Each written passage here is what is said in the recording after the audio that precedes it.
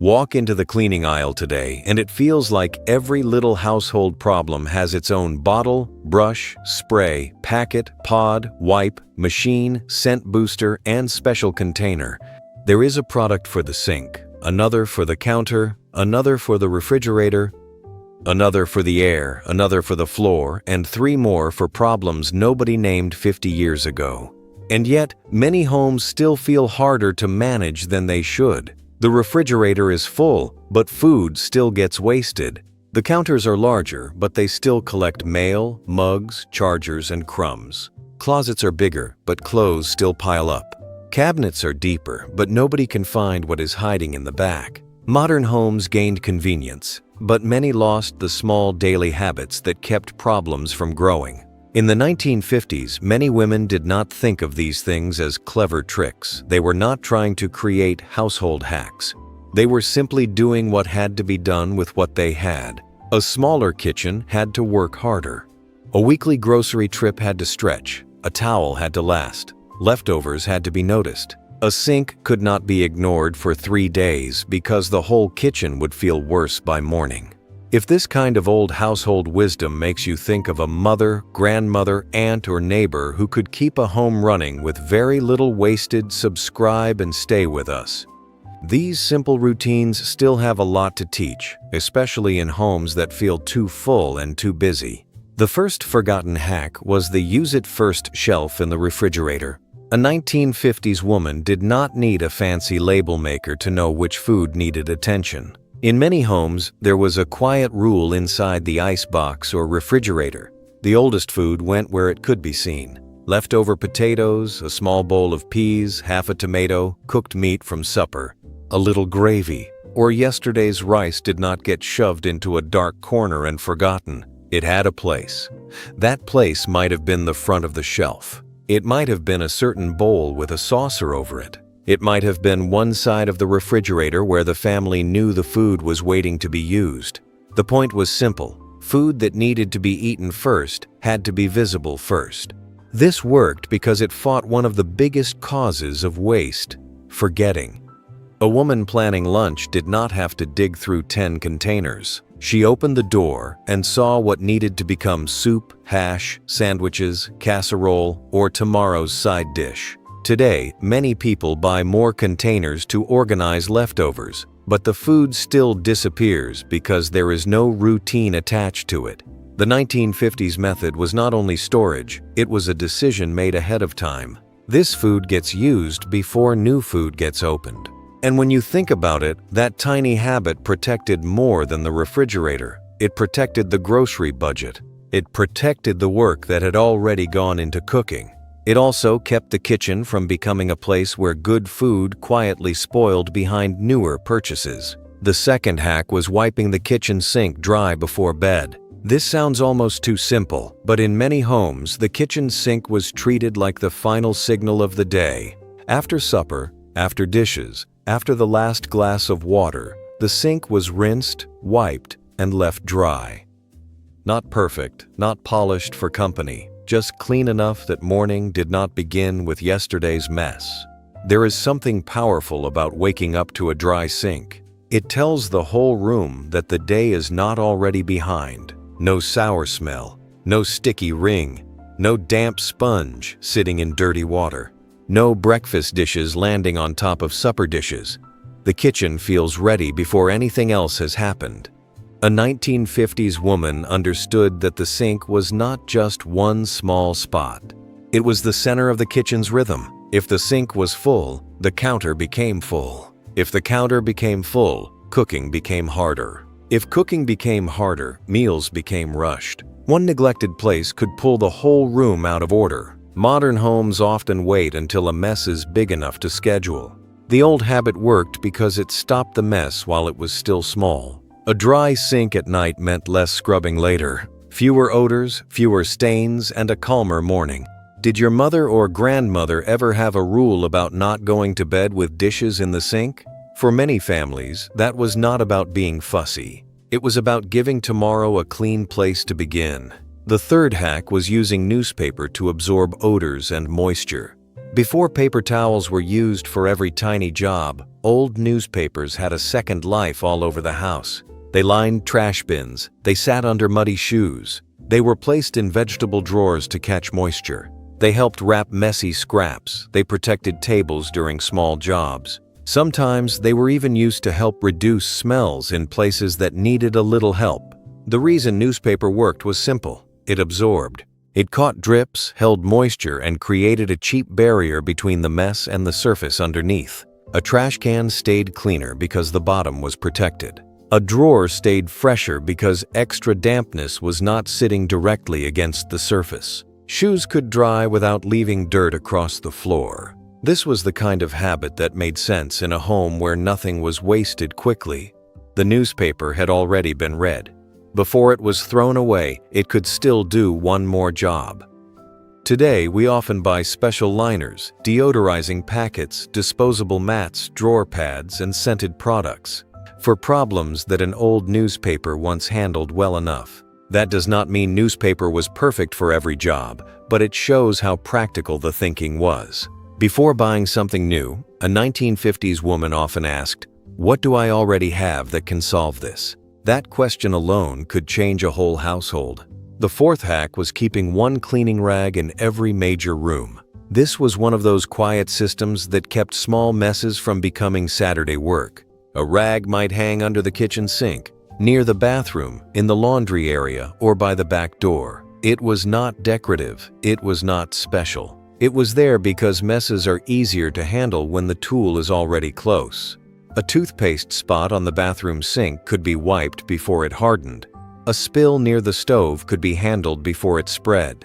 Dust on a table could be removed in a few seconds. A muddy mark by the entry could disappear before it got tracked farther into the house. The genius was not the rag itself. The genius was removing the delay. When cleaning supplies are hidden far away, even a small job feels like an interruption. You see the mess, think about getting the cleaner, decide you will do it later, and later turns into a bigger job.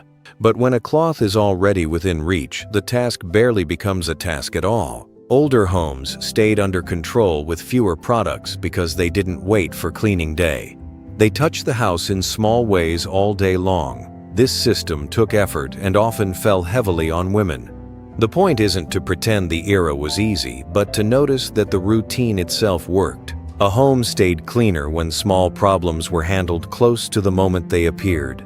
These old hacks reveal something bigger. They were barriers against waste, grime, and clutter. The refrigerator shelf protected food. The dry sink protected the morning. The newspaper protected surfaces. The room-by-room rag protected the whole house. It prevented every small mark from turning into a major chore. Once a home was handled this way, clutter had a much harder time spreading. But that only worked when the things inside the home had limits too. And that is where another forgotten rule quietly shaped the shelves, drawers, closets, and cabinets. The fifth forgotten hack was the one-in, one-out rule before anyone gave it a name. Many 1950s homes were smaller than the homes people live in now.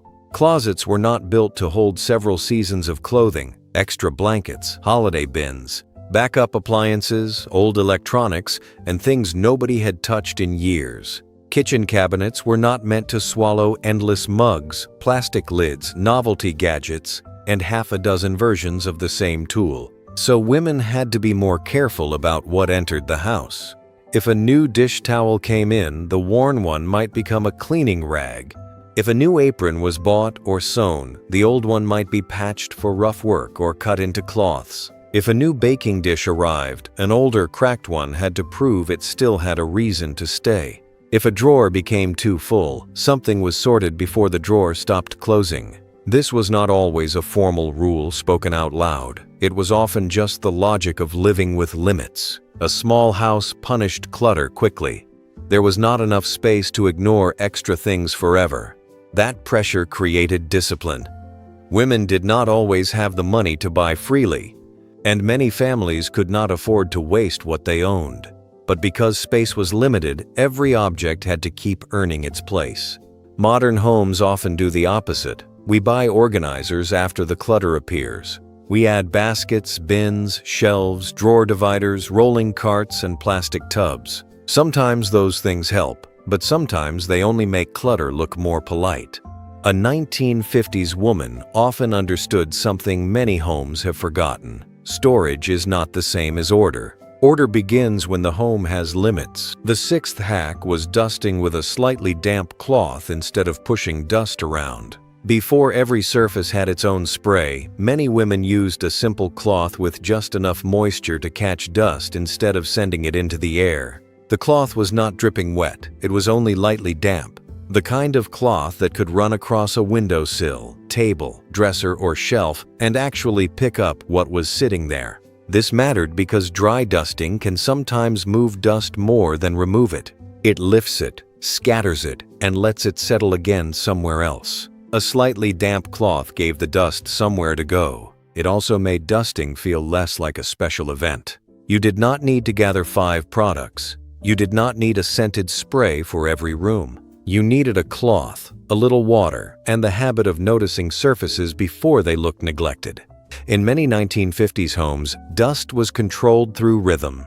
A woman might wipe the table after breakfast, run a cloth over the radio cabinet, touch the windowsill while opening curtains, or clean a dresser while straightening a bedroom. The dust never had as much time to become a thick gray layer. Today, many people wait until dust is embarrassing. Then the job feels bigger. The old method worked because it made dusting part of movement through the house. You were already in the room. Your hand was already near the surface. The cloth was already close. There was no drama in it. That may be why it worked. The 7th hack was turning glass jars into pantry storage. A 1950s kitchen often reused what came through the door. Coffee jars, jam jars, pickle jars, mayonnaise jars, and fruit jars could all become storage once they were washed and dried. They held rice, beans, buttons, nails, spices, leftover grease, string, tea bags, dried fruit, or small amounts of flour and sugar.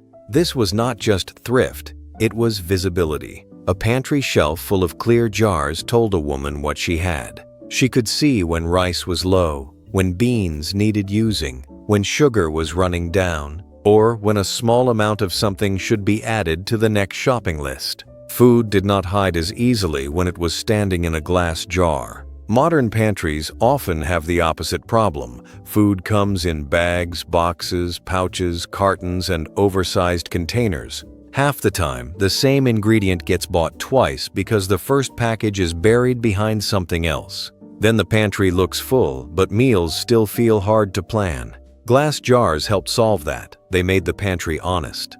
They also gave scraps and leftovers a place to go. A small amount of rice could be saved. A handful of crackers could be crushed later for crumbs. A little bacon grease could be stored for cooking.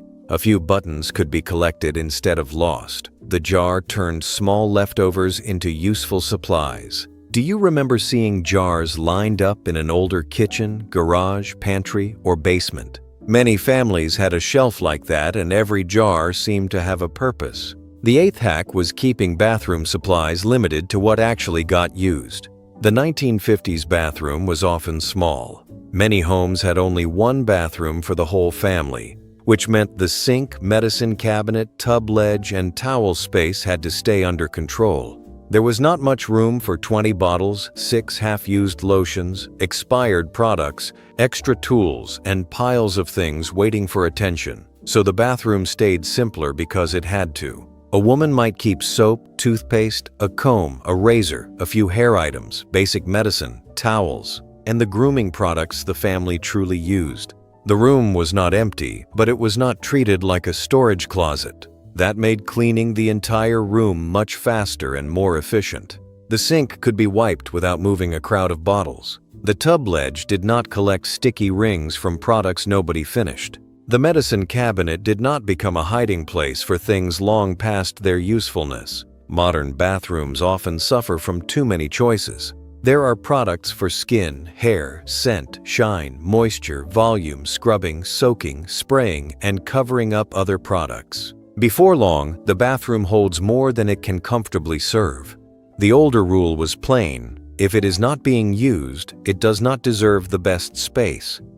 That rule did not only keep the bathroom cleaner, it really made those busy 1950s mornings much easier. When the things you reach for every day are the only things in the way, the room works with you instead of against you. Which room in your home would change the most if everything in it had to earn its place? That question sits underneath all these old habits. The one-in, one-out rule protected closets and cabinets. The damp cloth kept dust from settling into a bigger job.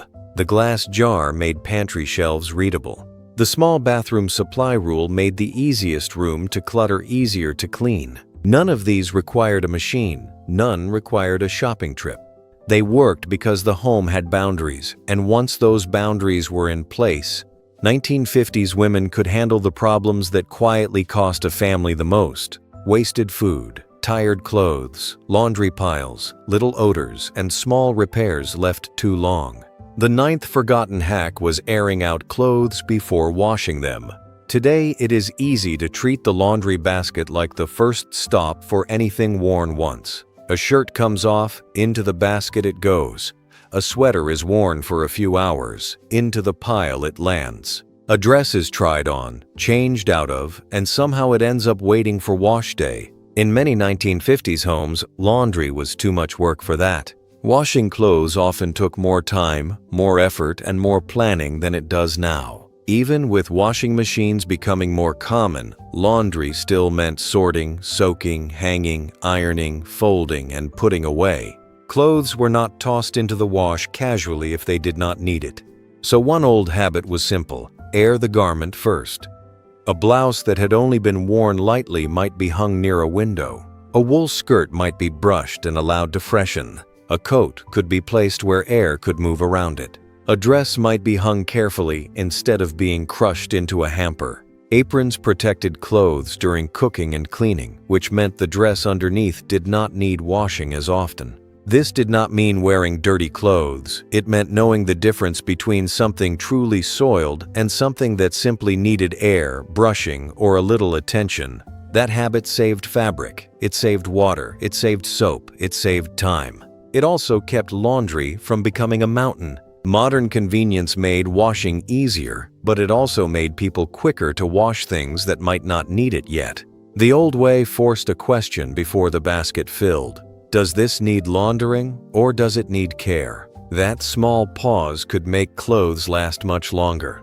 The 10th hack was using vinegar water for simple deodorizing jobs. A bottle of plain vinegar sat in many kitchens for cooking, pickling, and small cleaning tasks. Mixed with water, it could help with certain odors, sticky spots, and everyday wipe-downs. It was not treated like a miracle cure, and it was not used on every surface without thought.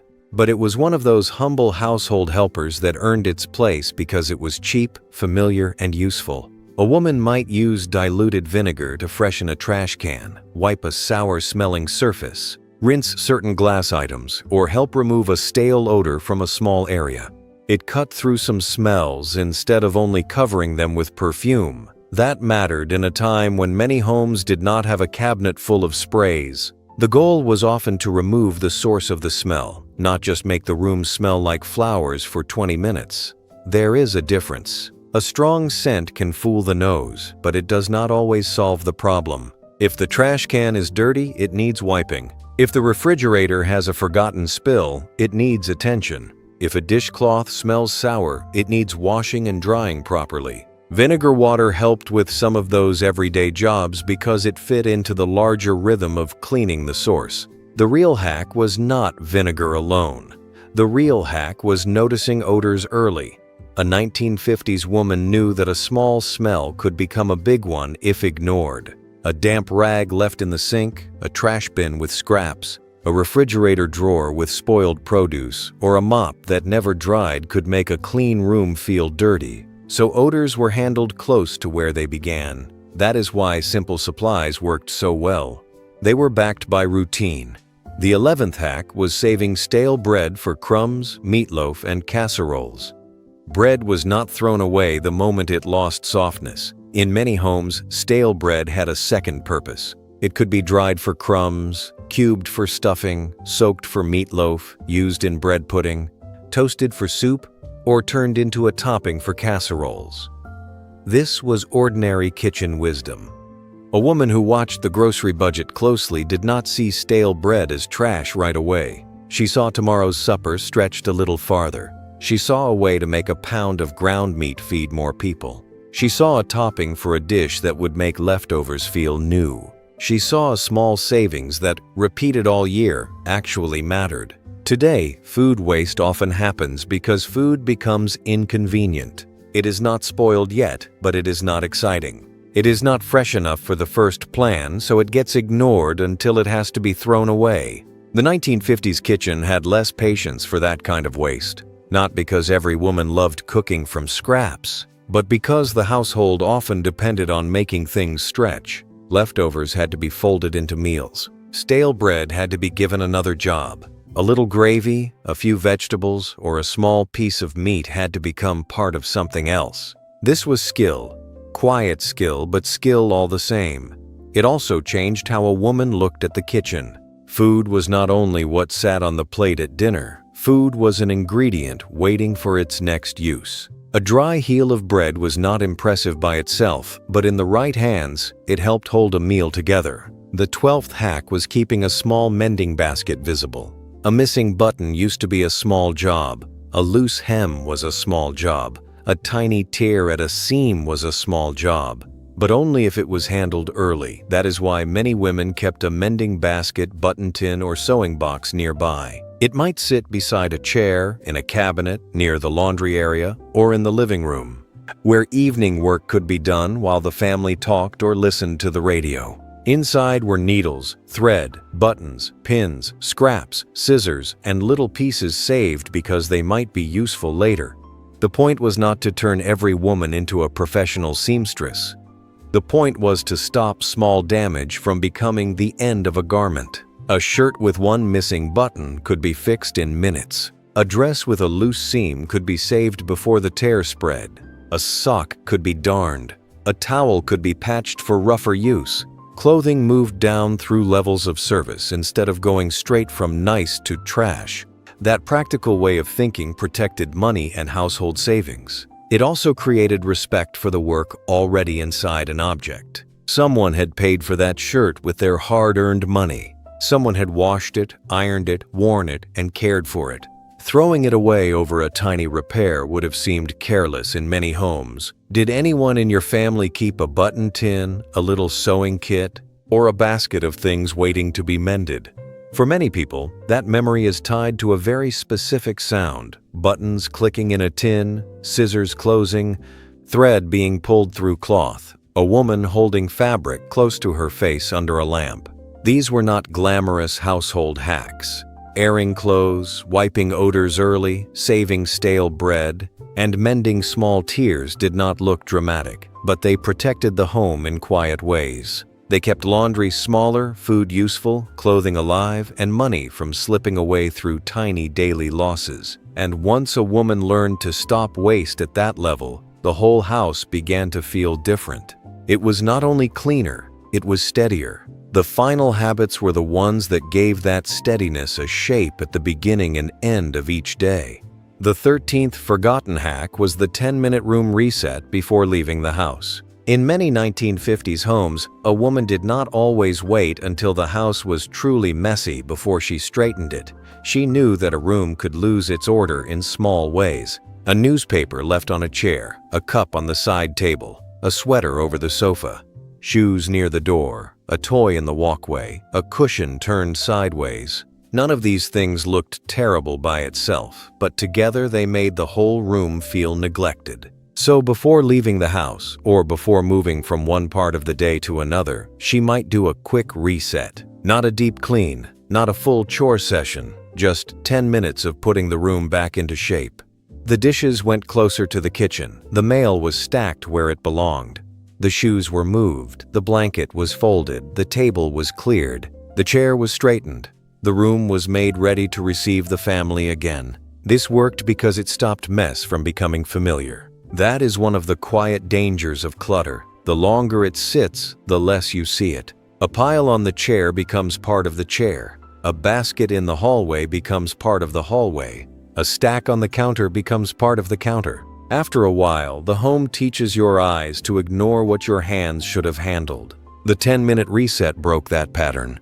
A woman might do it before going to the store, before company arrived, before supper, or before bedtime. The timing mattered less than the rhythm. She was not trying to impress anyone with a perfect home. She was keeping the home from sliding too far out of reach. Modern homes often wait until the mess feels urgent. Then cleaning becomes a project, and projects need time, energy, and motivation. The 1950s reset was smaller than that. It worked because it asked for less. 10 minutes, one room. A few things returned to their places. And when the family came back through the door, the house did not greet them with everything they had failed to do. The 14th hack was using aprons as working tools, not decoration. Today, an apron can feel like a costume from an old photograph, something tied to nostalgia more than need. But for many 1950s women, an apron was a practical household tool. It protected the dress underneath. It carried small things. It wiped hands in a pinch. It created a layer between clean clothing and the messy work of cooking, washing, dusting, gardening, or caring for children. That mattered because clothing took work to maintain. Dresses, blouses, skirts, and house dresses still had to be washed, dried, ironed, mended, and kept presentable. An apron helped one outfit last through more of the day. A woman could fry bacon, knead dough, wipe a spill, carry clothespins, gather eggs in some homes, hold a small note, or tuck a handkerchief into a pocket. The apron moved with her. It was not just something she wore. It was part of how the work got done. There was also a mental side to it. Tying on an apron signaled that the household work had begun. Taking it off could signal that a certain part of the day was finished. That simple act gave shape to labor that otherwise had no clear beginning or ending. Of course, the apron also reminds us that much of this work was expected from women, often without enough thanks. A neat home did not appear by magic. It came from hands repeating small jobs over and over. The apron was not only a charming symbol, it was proof that someone was carrying the weight of the household. But as a hack, it worked beautifully. It protected clothes. It kept tools close. It reduced laundry. It made messy work easier to step into and easier to step out of. It turned one piece of cloth into a shield, a pocket, and a signal. The 15th hack was closing the kitchen after supper. This may have been one of the most powerful household routines of all. After the evening meal, the kitchen was not simply abandoned until morning. Food was put away. Leftovers were saved, crumbs were wiped. The table was cleared, dishes were washed or stacked for proper washing depending on the home. The sink was rinsed, the dishcloth was hung so it could dry. The floor was checked for scraps. The stove was wiped if it needed it. Then the kitchen was closed. That word matters, closed. It meant the kitchen was no longer an open field for snacks, dirty plates, wandering cups, and unfinished chores. The day's food work had an ending. The room had been returned to order. Morning could begin without facing supper's leftovers in the sink.